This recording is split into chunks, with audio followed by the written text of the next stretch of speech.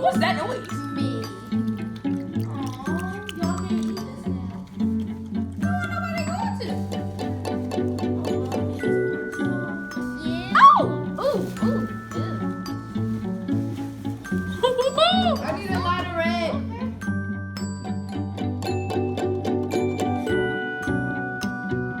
My name is Karina Monroy, and I am the youth coordinator for the Bridge Progressive Arts Initiative.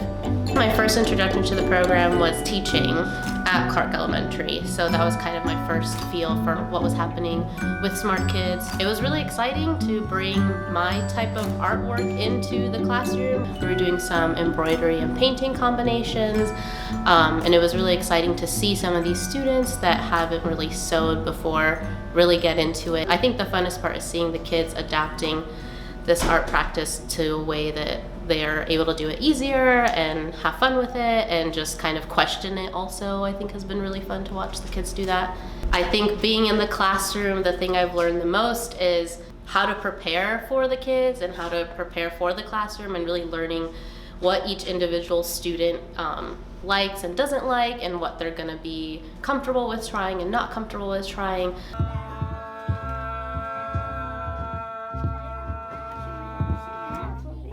I mean, I think the goal at the end of every single session, the goal is to get every single student participating in some way, even if they've totally gone off like what the original project is. I think the whole thing is just to get their like hands messy, get them interacting with the art supplies, interacting with the artists, and interacting with each other.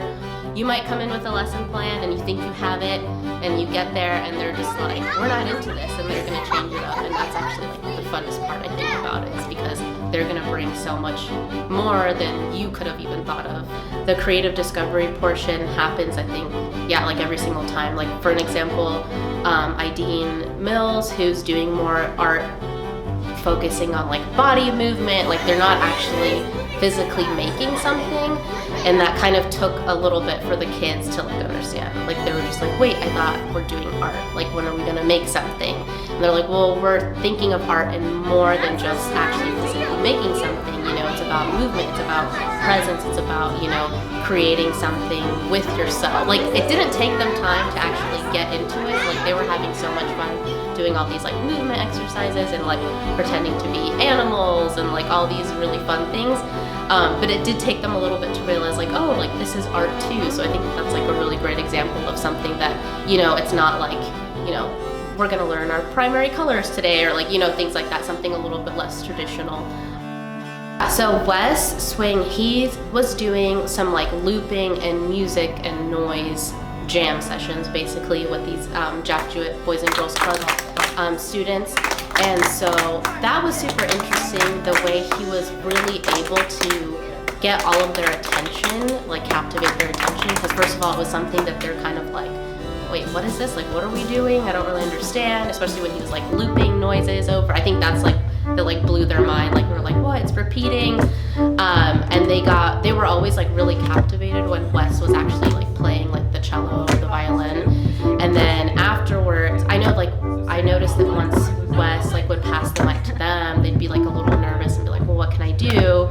Like I don't have an instrument, or like I don't feel comfortable singing. And then Wes would be like, no, like you can just make a beat, like you can like clap your hands, or you can like tap on the mic, or like make these certain noises. And so I think that them seeing again, like kind of talking again about like what Ideen did, like seeing that they could use themselves in ways that they hadn't thought of to make something at the end. And so he would like incorporate their beats and their clapping and all that stuff back into it, and then like do the cello over it, and like at the end it would be this like really awesome song that they just created out of nowhere.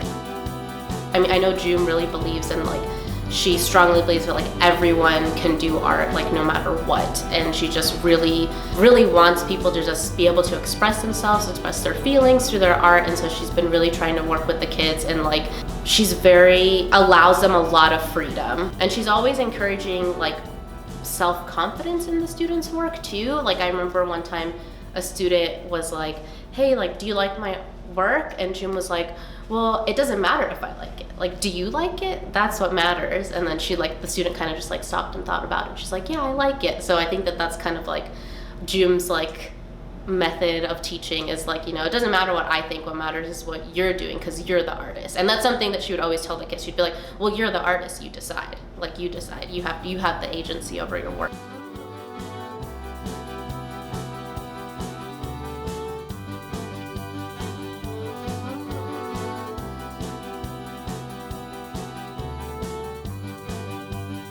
I think the value of a program like this ultimately is like, if we're not gonna provide it, if kids don't even have the option of making art or expressing themselves, then, if we're not able to provide that, who is?